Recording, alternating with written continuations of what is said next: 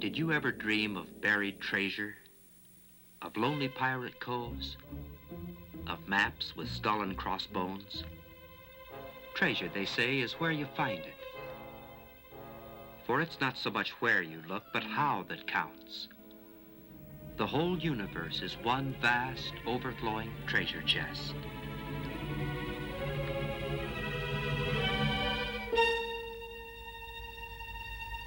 The greatest treasure hunt of all time had its beginning almost 400 years ago in the little Dutch village of Middelburg.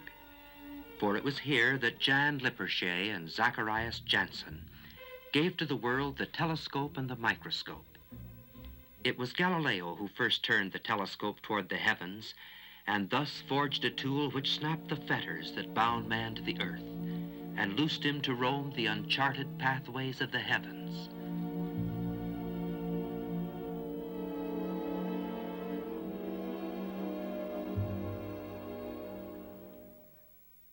The telescope grew rapidly in size and in importance in shaping the thinking of man. And through the passing years, man dreamed and built. And then dreamed again, and built yet again the giant of Palomar. The giant whose 500 tons of glass and steel is poised so delicately the hand of a child can move it on its course. The giant whose 200-inch eye stares unblinking into space to see 1 billion light years. Just what is a billion light years? Let's imagine a trip through space at the speed of sound, 760 miles per hour. At this speed, we could reach the moon in 12 days, 22 hours, and 48 minutes.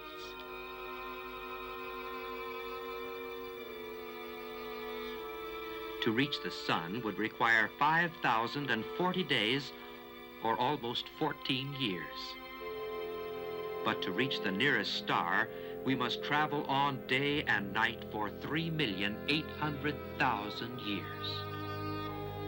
If we were to continue at this speed for another 75 billion years, we would come at last to the limits of our galactic system, or our universe.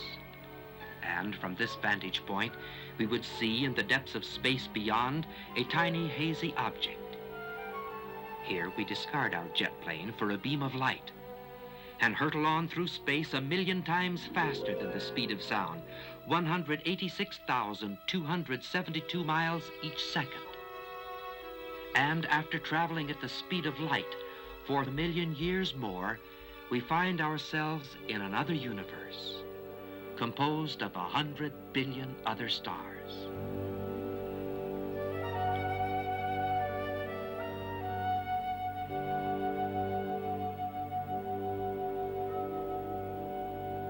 But this is just our next-door neighbor in space, the Andromeda Galaxy. These other galactic systems or universes seem to be quite similar to our own. They are all more or less spiral in shape, quite flat when seen from the edge. Their diameter is about 100,000 light years. And remember, 1 light year is almost 6 trillion miles. How many other universes are there? No man knows. There are at least 200 million of them just within the range of the Palomar telescope, each composed of 100 billion suns. The facts man discovered with the telescope left him overwhelmed by a sense of utter insignificance. The world, which had seemed so large, was now just a speck. And man, well, he was just a tiny microbe crawling on a speck of cosmic dust. One thing seems certain. Man was far too small for God to care anything about. You know, partial knowledge can be a dangerous thing. If a man were to keep his eye glued to a telescope all the time, for example, he could get all sorts of weird ideas. For you see, the telescope gives us just half the picture.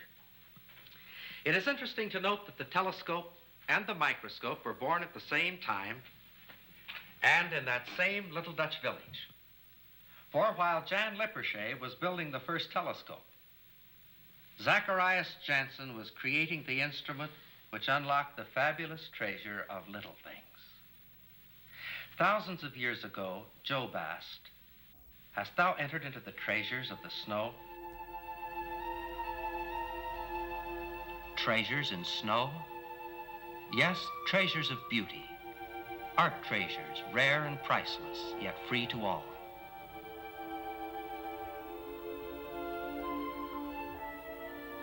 The treasure of good, honest fun in an old-fashioned snow fight.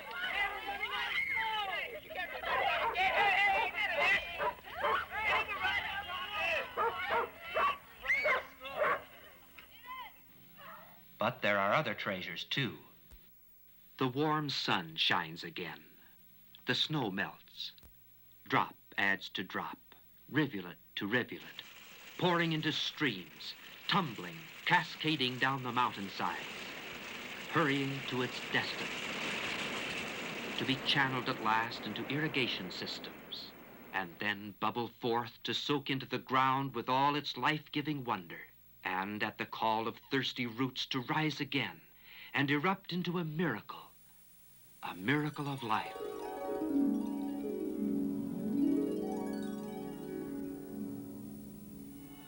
Hast thou entered into the treasures of the snow? That treasure which man may woo, but only God can give? God too busy to care for man?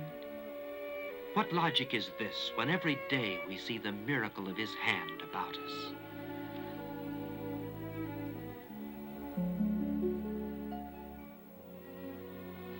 Could it be that there is yet another treasure in that snow? A treasure hid from all but careful eyes, open only to patient seekers after truth? Yes, and it's worth more than all the gold and jewels of men.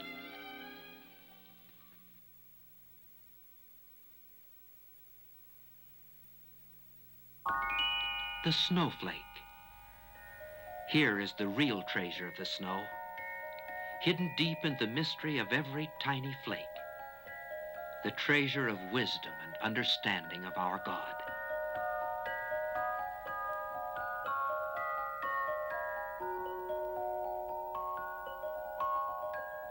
How many snowflakes on a mountainside? Man could not even name their number. God could have made them all the same, all a shapeless mass.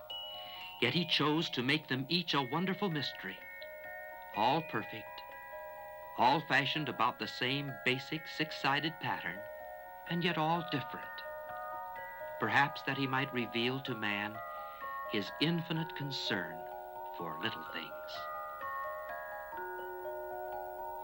How could God care for man? How could he help but care?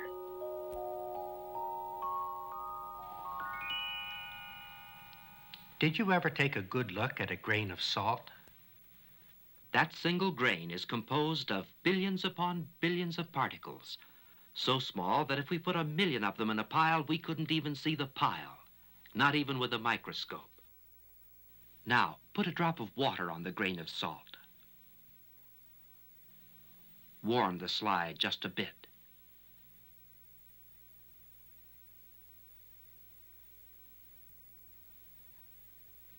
Something is happening to that grain of salt. We say it's dissolving. Millions of those tiny invisible particles are breaking away from the grain of salt and mixing with the molecules of water, so the salt grain just disappears.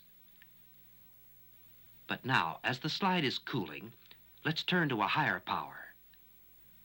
When the water cools just enough, scores of tiny little gems appear as from nowhere. millions upon millions of invisible salt molecules join hands again to form microscopic crystals of salt. Treasure in the commonplace.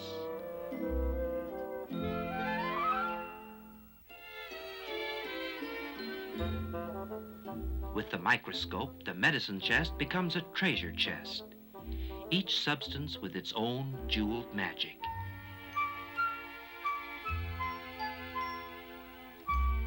In that cough syrup, you may find turpin hydrate, which produces long, slender crystals that form at precise angles, which identify these crystals from all others.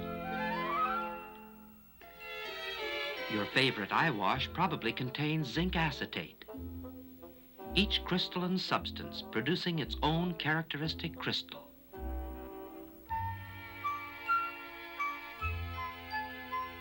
Oxalic acid forms a tumbling jumble of microscopic jackstraws. Hydroquinone, a forest of shimmering needles. Most crystals are microscopic in size, but there are exceptions. Rock candy starts as invisible sugar molecules which build together to form microscopic sugar crystals. And then, if there is a constant supply of sugar molecules and a constant temperature, will grow almost indefinitely. You may have seen these giant sugar crystals in a jar of jelly that was left in a forgotten corner of your cellar shelf.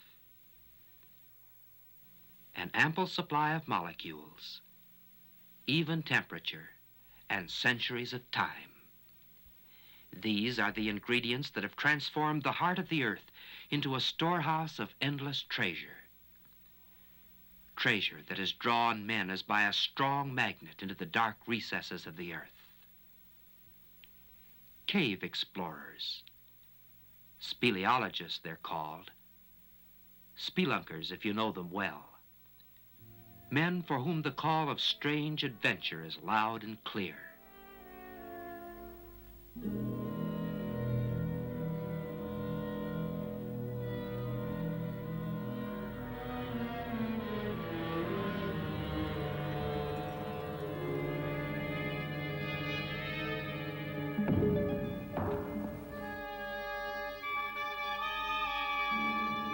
Their search is not for gold, but for the elusive gem of knowledge.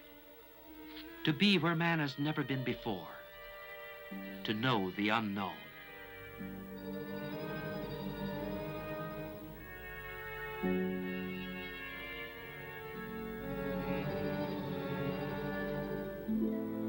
The grotesque figures which lend such eerie quality to limestone caves are formed by water.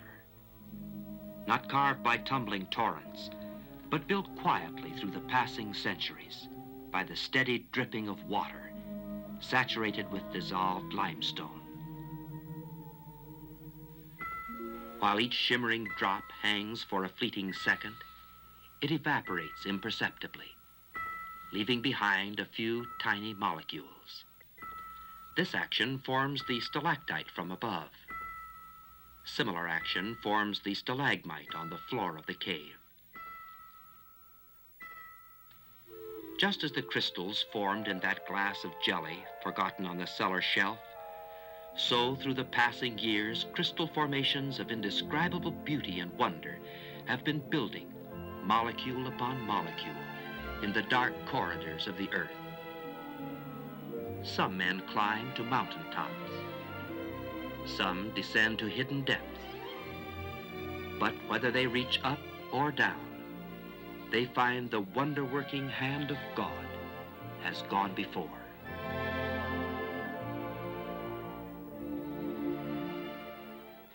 I'd like to share with you what to me is a wonderful experience. It's the growth of microscopic crystals under polarized light. Let's take a pinch of Trianol. Cover it with a cover slip, and then heat it until it melts into a thin film of liquid. And then watch that liquid under the microscope.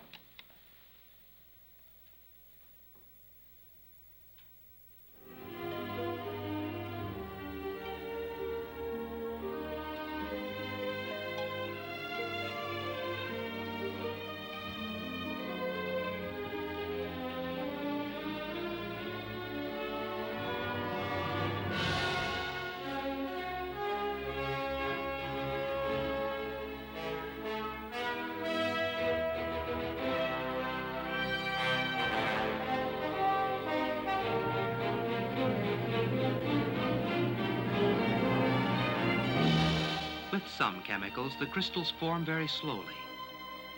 With others, they form almost instantly. And they are all different, because the invisible molecules are different. Each substance shows its own special form and beauty.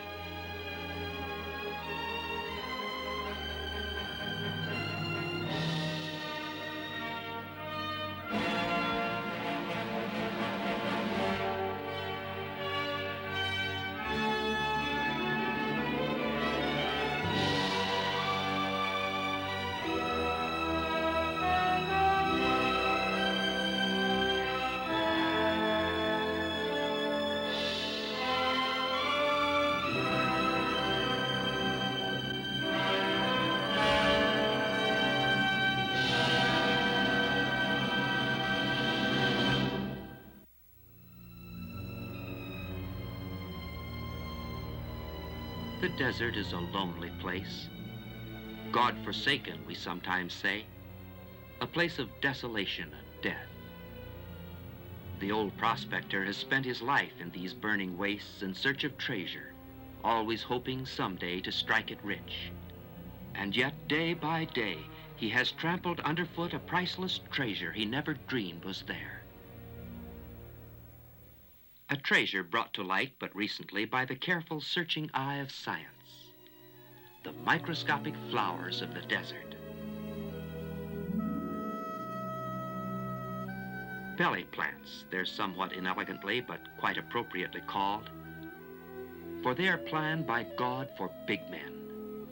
Men big enough to stoop low to marvel at God's care for little things.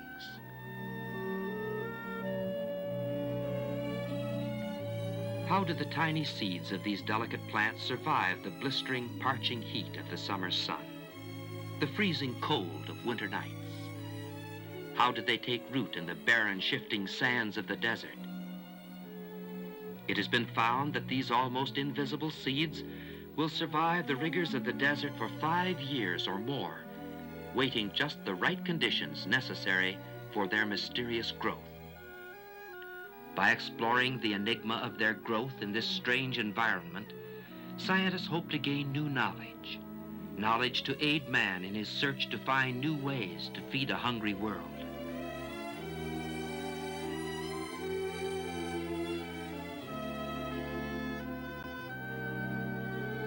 God-forsaken? Not so long as myriads of wondrous plants lift their tiny heads to heaven in witness to God's care for little things. It doesn't seem possible that 150 years could have passed after the invention of the microscope before someone thought of looking inside a drop of water. After all, what could there be in water but water itself? The modern microscope is a far cry from early handmade instruments. But in retrospect, we can slip back through the years to the moment when Antony Leeuwenhoek first peered into a drop of water. With a trembling excitement, he realized that he had discovered a whole new world, a world of enormous littleness, with creatures that had lived, had reproduced, had battled, had died, completely unknown to all men from the beginning of time. To an unbelieving world, he announced his find, that there were tiny beasties, he called them, living in water, more of them in a single drop than there were people in all his native land. Many are one-celled organisms. That is, their entire body is made up of just one cell, a single highly complex cell that provides the functions of locomotion, assimilation of food, reproduction. One tiny cell that somehow harbors all the wondrous mystery of life. The amoeba, ghost of the microscopic world. For years, this fantastic one-celled creature has stirred the imagination of stolid men of science. It expands the cell wall in the direction it wishes to go, and then flows its eerie way through life. A tiny blob of protoplasm, somehow possessed of life. It shuns harmful chemicals. avoids strong light, and seeks food that will sustain its life. Protoplasm. Where in all the universes of space is there a mystery more inscrutable than life itself?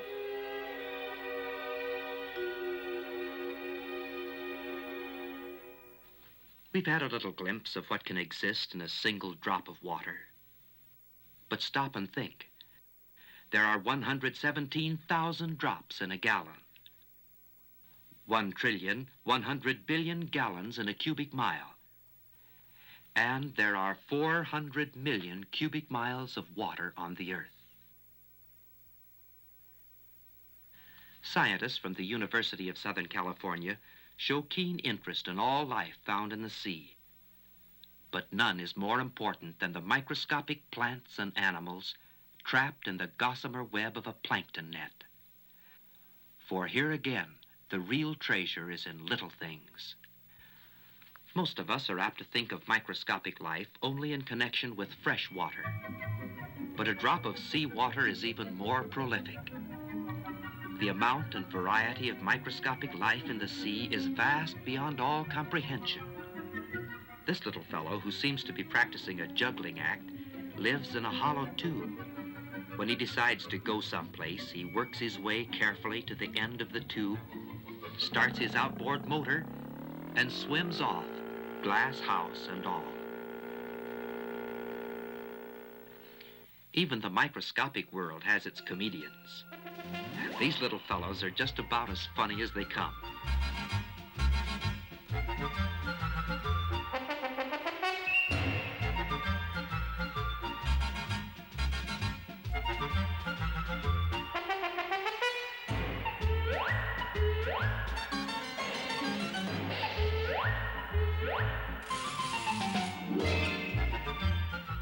The floor of the ocean is the museum of the microscopic world. For it is here that countless billions of creatures that have lived and died have left a fabulous record of their existence. Just black, slimy mud. But the microscope reveals that it is composed almost entirely of minute particles of exquisite beauty. The creatures who once lived within the stately halls of these microscopic mansions built them from chemicals they found in the sea.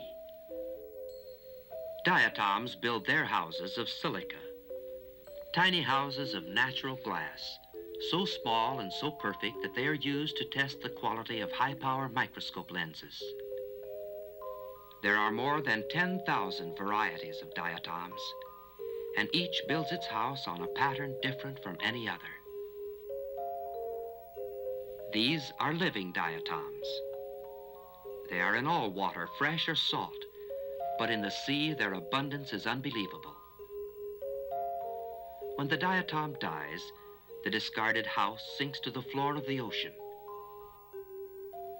Impossible though it may seem, this 100-foot cliff is composed almost entirely of diatoms. In one thimbleful of this diatomaceous earth, there are more than 14 million diatoms.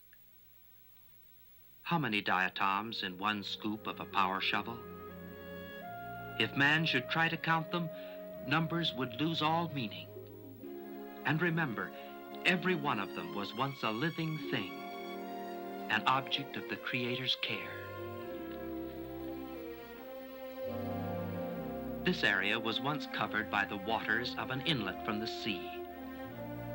Waters in which diatoms lived and reproduced in fantastic numbers. When they died, their tiny houses sank to the bottom, leaving a deposit of almost solid diatoms, 5 miles square and 1,400 feet deep. The God who can form a galaxy of 100 billion flaming suns and hurl it into space must be a God of infinite power. But a God who can create tiny living organisms and somehow endow them with the architectural genius and ability to fashion these microscopic mansions must be capable of infinite concern for little things.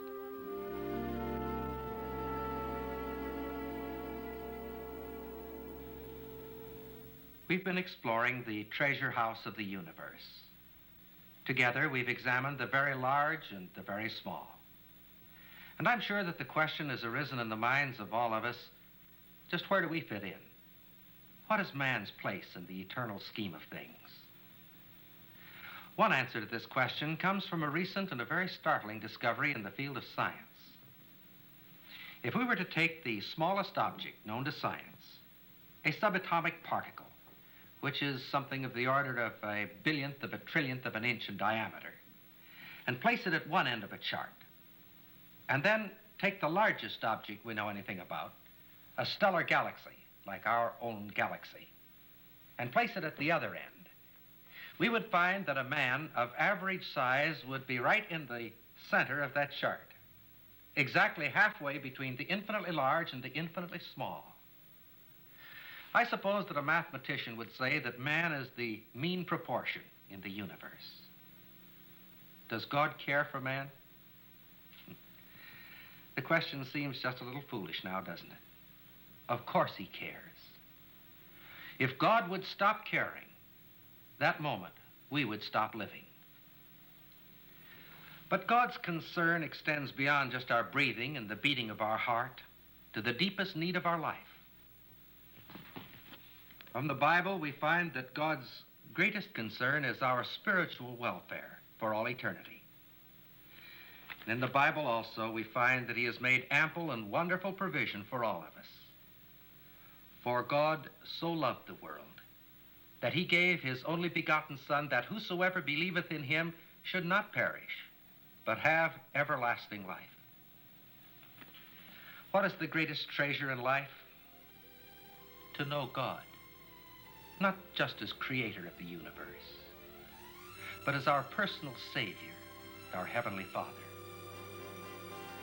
This priceless treasure is within your grasp if you'll just reach out the hand of faith and take it.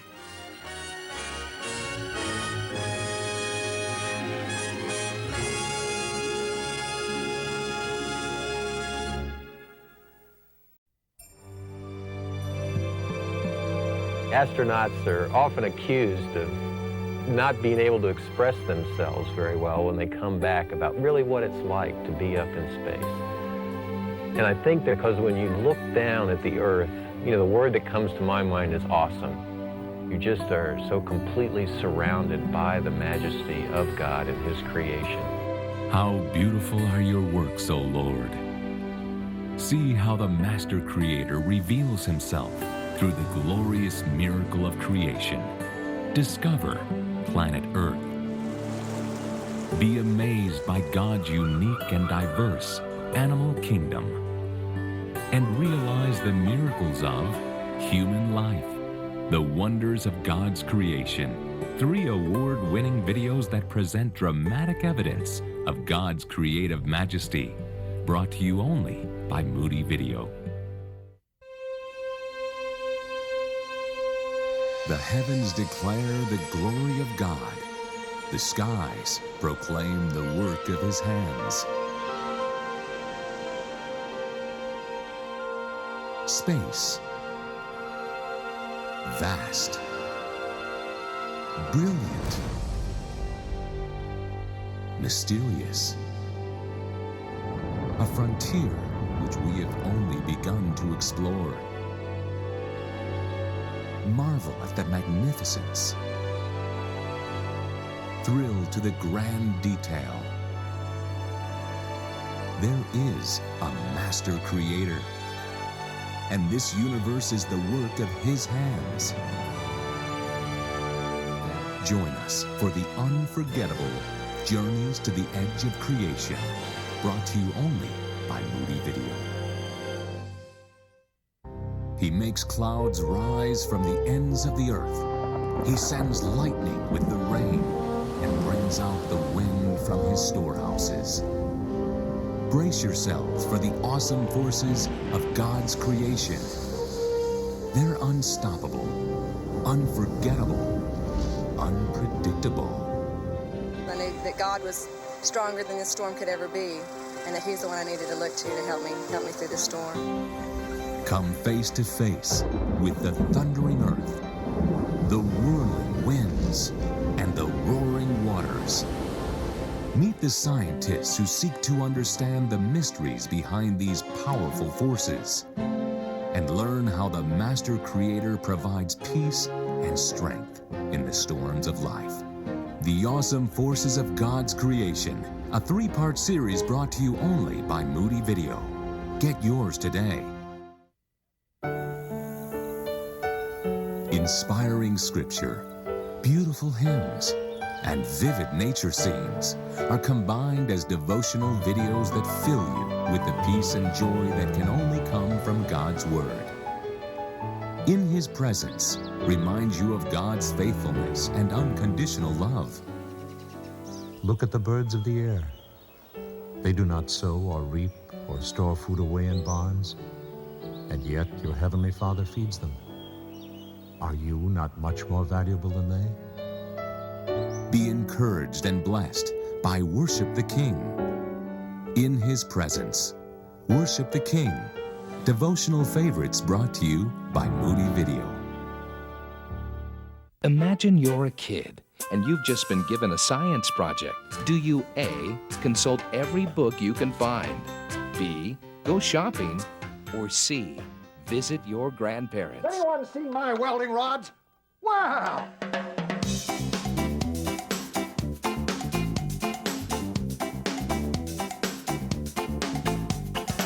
Welcome to the Newton's Workshop, teaching science in ways you've never seen before. If I know, Grandpa, we're bound for the edge of the solar system. Grandpa makes some pretty amazing gadgets, but God is the one who gets all the credit. God placed us here, and He gave us everything that we'll ever need to live and grow and enjoy His creation. Come on over to the Newton's Workshop.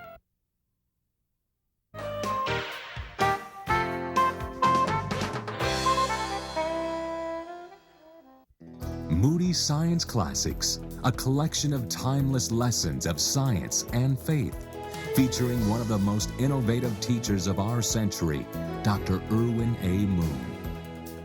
God's work as creator is not over. He stands ready today to perform for you His greatest creative miracle. Explore great mysteries. Discover through astounding demonstrations. Experience the marvels of nature. This is an actual human heart.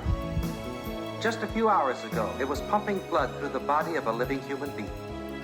Amazing experiments, breathtaking photography, and God's Word, brought together to bridge the gap between science and faith. Yours only through Moody Video.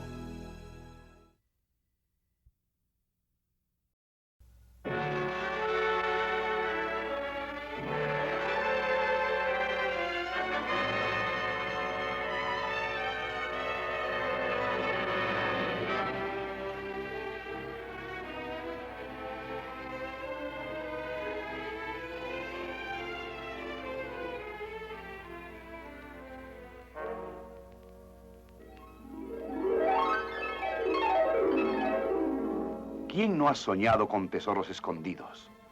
Con incursionar por escondrijos de piratas o tropezar con el mapa de un tesoro. Dicen que hay tesoros al alcance de cualquiera. Pues como bien dice el proverbio, todo es según el color del cristal con que se mira. Así es. El mundo ofrece un inagotable cofre de tesoros para quienes quieran verlos.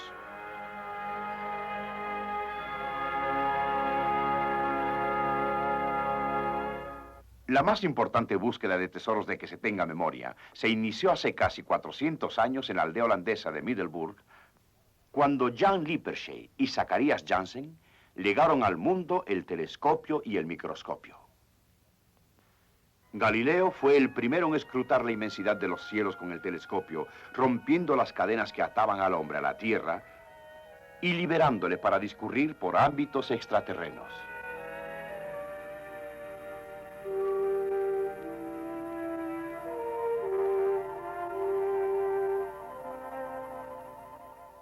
El telescopio rápidamente aumentó en tamaño e importancia. contribuyendo al progreso del pensamiento humano. El hombre soñaba y construía. Volvía a perderse en sueños y volvía a construir hasta lograr esa maravilla de la ingeniería, el coloso del Monte Palomar, cuyas 500 toneladas de vidrio y acero están tan delicadamente balanceadas que la mano de un niño puede hacerle variar de posición. Este coloso tiene un ojo de 508 centímetros que se abre vigilante hacia el espacio para ver 1.000 millones de años luz. Bueno, pero ¿qué significa 1.000 millones de años luz? Imaginemos por un momento que emprendemos un viaje por el espacio a la velocidad del sonido, 1.223 kilómetros por hora. A esta velocidad llegaríamos a la Luna en 12 días, 22 horas y 48 minutos.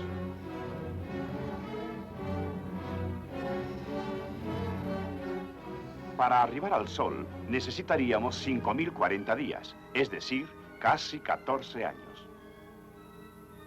Pero para alcanzar la estrella más cercana, tendríamos que viajar día y noche durante 3.800.000 años. Y si continuáramos a la misma velocidad, otros 75.000 millones de años, por fin lograríamos tocar los límites de nuestro universo o Vía Láctea. Desde este estratégico punto, podríamos observar a través de la inmensidad del espacio un minúsculo y brumoso objeto. Aquí tendríamos que abandonar nuestro avión de propulsión a chorro, montar en un rayo de luz y hendir el espacio en un vuelo 1.000.000 de veces más rápido que la velocidad del sonido. O sea, aproximadamente unos 300.000 kilómetros por segundo. Tras de viajar a la velocidad de la luz 1.000.000 de años más, nos encontraríamos en otro universo compuesto por 100.000 millones de estrellas.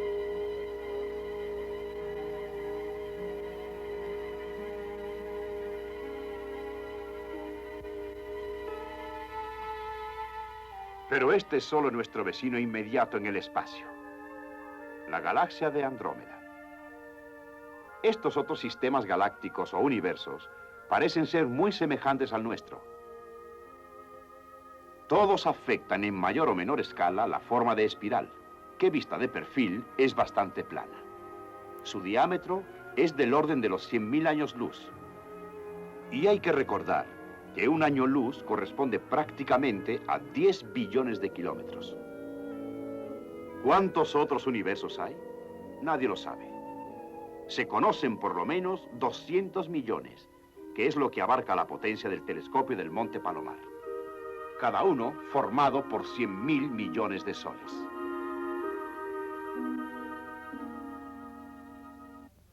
Los hechos descubiertos por el telescopio abrumaron al hombre, haciéndole sentirse insignificante. El mundo que le parecía tan vasto era solo una mota. Y el hombre, pues solo un microbio que se arrastra sobre una mota de polvo cósmico.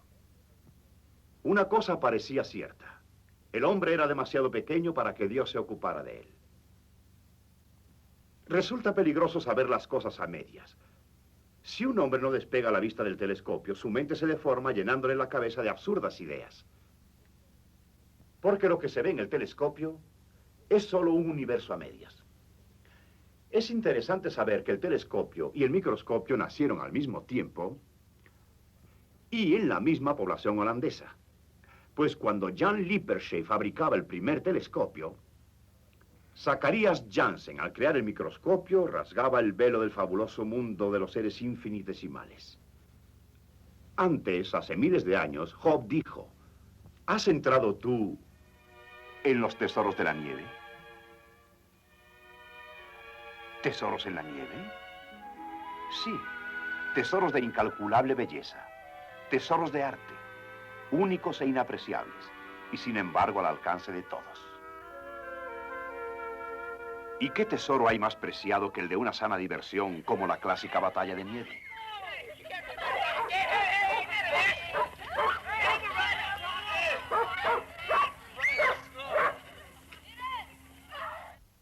Pero hay otros tesoros.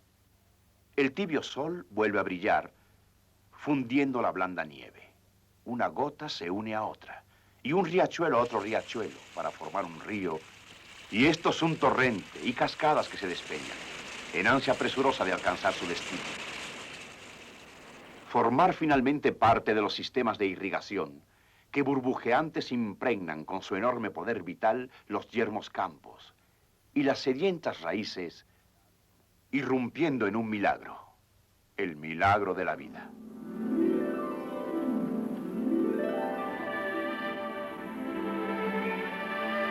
Has entrado tú en los tesoros de la nieve.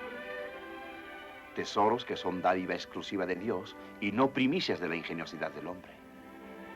¿Estar Dios demasiado ocupado para cuidar del hombre?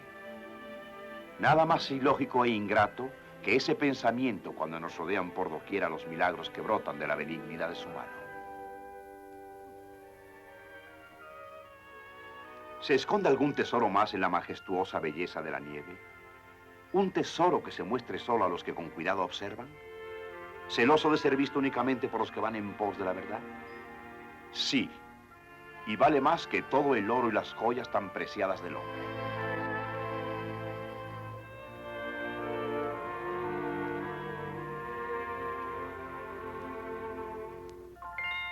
He aquí el copo de nieve. En él se encuentra el verdadero tesoro oculto, escondido profundamente en el misterio de cada pequeño copo. La perfecta expresión del tesoro de sabiduría y comprensión de nuestro Dios. ¿Cuántos copos de nieve existen en la ladera de una montaña? Nadie puede siquiera enunciar una cifra tal. Dios podía haberlos producido en serie como una informe masa. Y sin embargo se esmeró en hacer de cada uno una misteriosa maravilla, única, diferente y perfecta variación sobre el mismo tema hexagonal. Posiblemente con el propósito de revelarle al hombre el cuidado infinito con el que vela hasta por el más nimio objeto. ¿Qué puede importarle a Dios el hombre? ¿Cómo puede no importarle?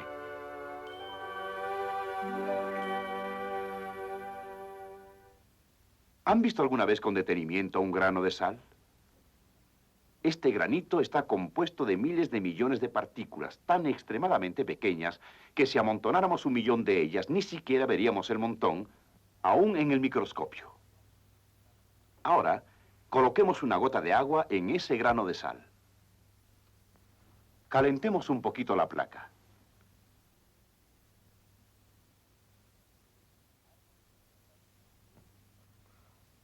Algo le sucede al grano de sal. Diríamos que se está disolviendo. Millones de esas ínfimas partículas invisibles se están separando del grano de sal y mezclándose con las moléculas de agua, haciendo que el grano de sal desaparezca. Pero ahora, conforme se enfría la placa portaobjetos, cambiemos a un lente de mayor aumento. Cuando el agua se ha enfriado lo suficiente, surgen, como de la nada, infinidad de diminutas gemas. Se unen nuevamente millones y millones de invisibles partículas de sal para formar cristales microscópicos. Un tesoro que emerge de una cosa tan común.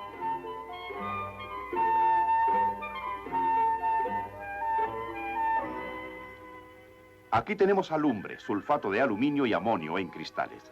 Con el microscopio, el botiquín de primeros auxilios se transforma en un cofre de tesoros, cada sustancia con su propia magia enjollada.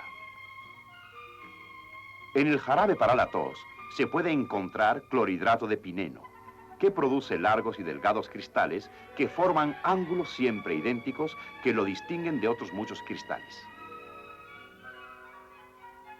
Su colirio favorito probablemente tenga entre sus componentes acetato de zinc. Cada sustancia cristalina forma su propio y característico cristal. El ácido oxálico cristaliza en un desordenado tumulto de esbeltos bastoncillos. La hidroquinona en una selva de ahusadas agujas. La mayoría de los cristales son microscópicos, pero se presentan excepciones. La formación de azúcar candy empieza por el agrupamiento de las moléculas invisibles de azúcar integrándose cristales microscópicos. Y luego, el continuado abastecimiento de nuevas moléculas de azúcar a una misma temperatura hará que crezcan casi indefinidamente. Seguramente habrán visto estos gigantescos cristales en un olvidado frasco de conserva en el rincón de su alacena. Un suministro vastísimo de moléculas, uniformidad en la temperatura y milenios son los ingredientes que transformaron el centro de la Tierra en un impresionante conjunto de inagotables tesoros. Tesoros que, como un poderoso imán, han atraído al hombre hacia las recónditas entrañas de la Tierra. Los que se adentran en las cavernas y a quienes se les conoce por el nombre de espeleólogos, son aquellos para quienes resulta imperativo el canto de sirenas de la aventura.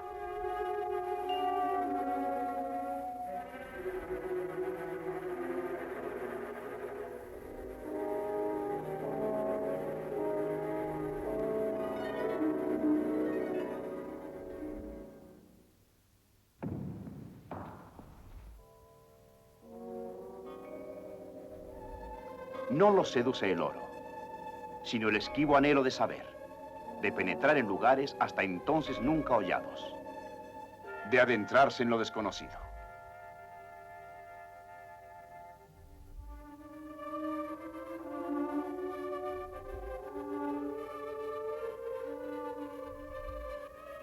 El fantasmagórico aspecto que le imprime esa misteriosa calidad a las grutas de piedra caliza lo produce el agua. No las talló un impetuoso torrente, sino el callado paso de los siglos con el incesante gotear de agua saturada de cal. Cada gota al desprenderse se detiene un efímero instante, evaporándose imperceptiblemente, dejando tras ella unas cuantas nimias moléculas. Esta acción forma la estalactita, que es la que está suspendida. Una acción similar integra la estalagmita, que se eleva del suelo de la gruta. Al igual que los cristales que se forman en el frasco de conserva olvidado en el rincón de la alacena, el paso de los años ha logrado crear formaciones de inenarrable y singular belleza, uniendo una tras otra las moléculas en las sombrías entrañas de la tierra. Algunos hombres suben hasta la cumbre de las montañas, otros descienden a las profundidades de la tierra.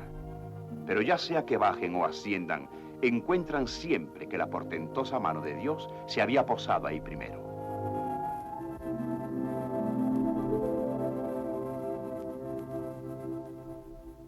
Desearía ser los partícipes de una para mí maravillosa experiencia.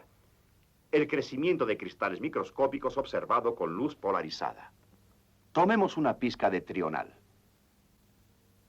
Cubrámosla con una placa. Luego calentemos hasta que se funda, dando una fina película de líquido. A continuación, observemos ese líquido en el microscopio.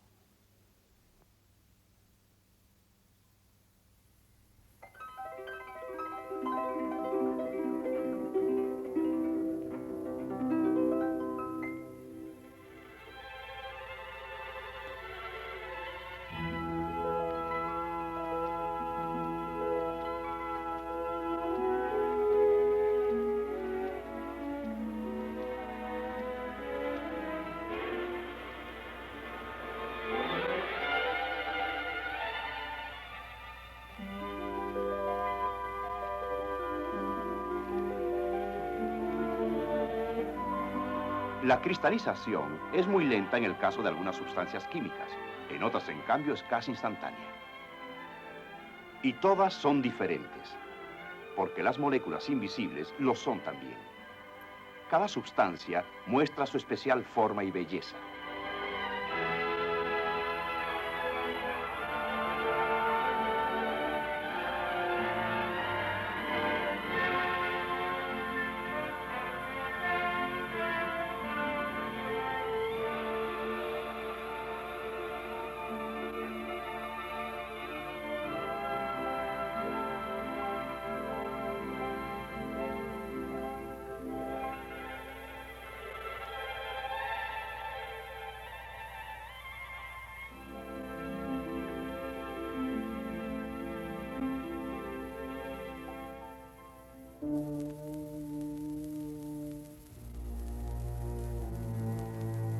El desierto es un solitario lugar. Abandonado de Dios, decimos a veces. Un lugar de desolación y muerte. El viejo gambusino ha envejecido en estas llanuras calcinadas en la búsqueda de tesoros, siempre con la esperanza de hacerse rico un día. Y sin embargo, día tras día, sus plantas han hollado un incalculable tesoro que ni por asomo supondría ahí. Un tesoro recién descubierto por el perseverante y minucioso ojo de la ciencia. Las microscópicas florecillas del desierto. Plantas de barriga se denominan. El nombre no es precisamente elegante, pero sí es apropiado, pues Dios las concibió para hombres grandes. Hombres lo suficientemente grandes para reconocer de barriga y cara al suelo el inmenso cuidado que Dios pone en lo infinitamente pequeño. ¿Cómo resisten las diminutas semillas de estas delicadas plantas el abrasador y calcinante calor del sol veraniego y el helado frío de las noches invernales? ¿Cómo echan raíces en las áridas y movedizas arenas del desierto? Se ha descubierto que estas casi invisibles semillas soportan durante 5 o más años los rigores del desierto, hasta que encuentran las condiciones necesarias para su misteriosa germinación. Esperan los científicos, al profundizar en el enigma de su crecimiento, que los conocimientos que adquieran sirvan para ayudar al hombre en la resolución del ingente problema del hambre en el mundo.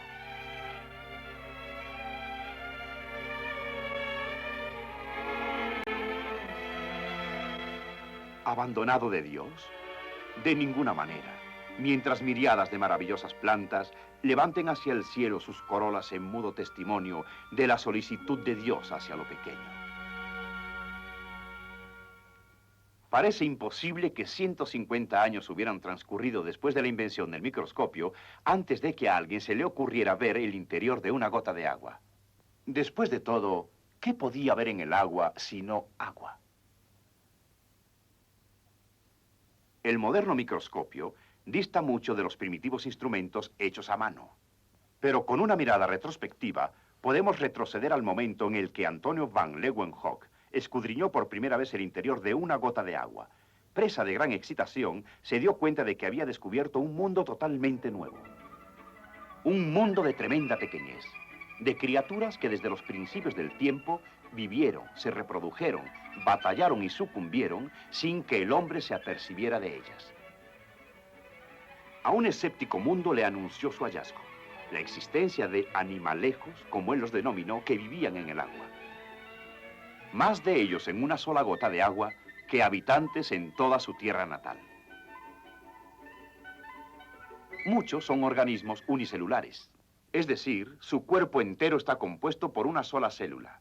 Una célula autosuficiente, extremadamente compleja, que cuenta con todas las funciones de locomoción, asimilación de alimentos, reproducción. Una minúscula célula que de alguna manera alberga todo el portentoso misterio de la vida. La amiba, el fantasma del mundo microscópico. Durante años, esta asombrosa criatura unicelular ha excitado la imaginación de los impasibles hombres de ciencia.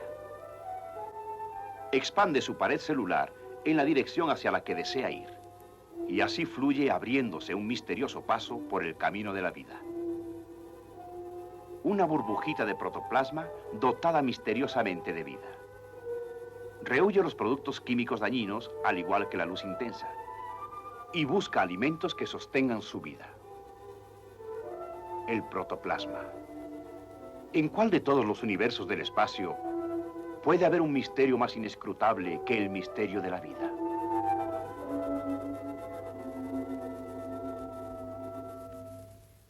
Hemos tenido una leve semblanza de lo que puede existir en una sola gota de agua, pero reflexionemos un poco.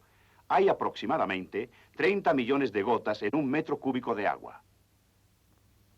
1.000 millones de metros cúbicos en 1 kilómetro cúbico.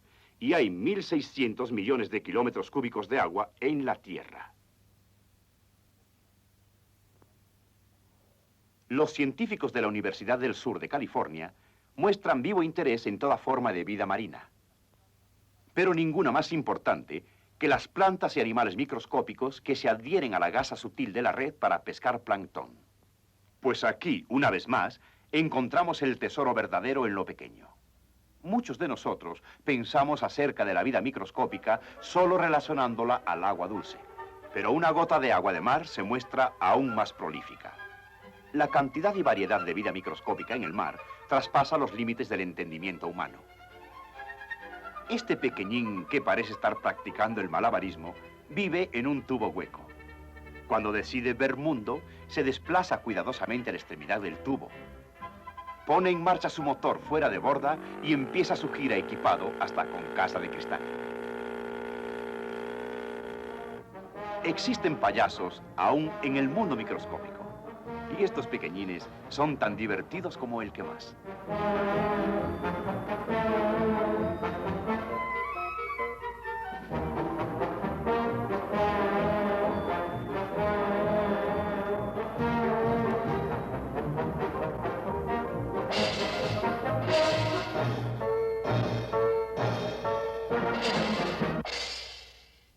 El fondo del océano es el museo del mundo microscópico. Pues es ahí en donde incontables miriadas de criaturas que en otras épocas vivieron dejaron la fabulosa huella de su existencia. ¿Lodo negro y viscoso? Sí. Pero el microscopio nos revela pequeñísimas partículas de exquisita belleza. Las criaturas que una vez habitaron los reales vestíbulos de estas mansiones microscópicas las erigieron con sustancias que encontraron en el mar. Las diatomeas construyen sus casas de sílice, diminutos castillos de vidrio natural, tan pequeños y perfectos que se utilizan para probar la calidad de los lentes microscópicos de gran aumento. Hay más de 10.000 variedades de diatomeas, y cada una de ellas utiliza un diseño diferente para construir su casa. Estas son diatomeas vivas. Se encuentran en aguas dulces o saladas, pero abundan en forma increíble en el mar. Cuando la diatomea muere, la casa vacía se hunde hasta el fondo del océano. Aunque parezca imposible, este acantilado de 30 metros está compuesto casi totalmente por diatomeas. Un dedal lleno de tierra diatomácea contiene más de 14 millones de diatomeas. ¿Cuántas diatomeas caben en la cuchara de una pala mecánica? Si alguien tratara de contarlas, los números perderían todo sentido. Y recuerde, cada una de ellas fue en otros tiempos un ser vivo y objeto de la solicitud de Dios. Una vez, esta área estuvo cubierta por las aguas de una ensenada. Aguas en las que las diatomeas vivieron y se reprodujeron en cantidades fantásticas. Cuando murieron, sus minúsculas casitas cayeron al fondo, dejando un depósito casi exclusivamente de diatomeas de unos 64 kilómetros cuadrados y 420 metros de profundidad. El Dios que puede formar una galaxia de 100.000 millones de soles incandescentes y lanzarlos al espacio, tiene que ser un Dios de poder infinito. Pero un Dios que crea organismos minúsculos, los dota de ingenio y habilidad arquitectónica para construir estas mansiones microscópicas, debe ser capaz de solicitud infinita por los seres pequeños.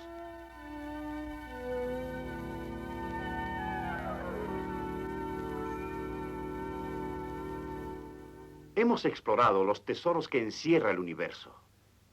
Juntos hemos examinado lo gigantesco y también lo pequeño. La mayoría de ustedes, estoy seguro que se preguntará, ¿cuál es nuestro lugar? ¿Qué lugar ocupa el hombre en el eterno esquema de las cosas? Surge la respuesta de un descubrimiento asombroso y reciente en el camino de la ciencia. Si colocáramos un objeto, el más pequeño conocido, una partícula subatómica, que llega a medir bastante menos que 1 billonésimo de milímetro de diámetro, en el extremo de una gráfica.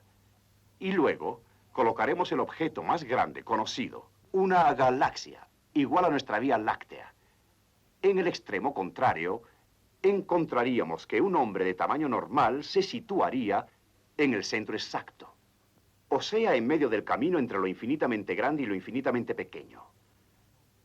Supongo que un matemático llamaría al hombre el término medio del universo. ¿Le concierne a Dios el hombre? La pregunta parece un poco tonta ahora, ¿no es así? Desde luego que sí. Si Dios no se preocupara, en ese momento dejaríamos de vivir. Pero la solicitud de Dios se extiende más allá de nuestro ritmo respiratorio y cardíaco, a la necesidad vital.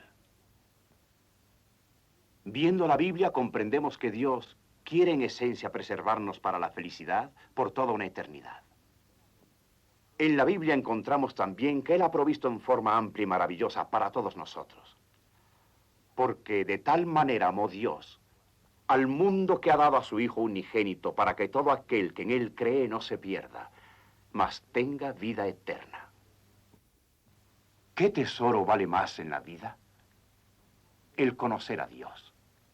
No solo en calidad de autor del universo, sino como Padre Celestial nuestro y Salvador personal. Este inapreciable tesoro está al alcance de su mano. Basta extenderla con fe y asirlo.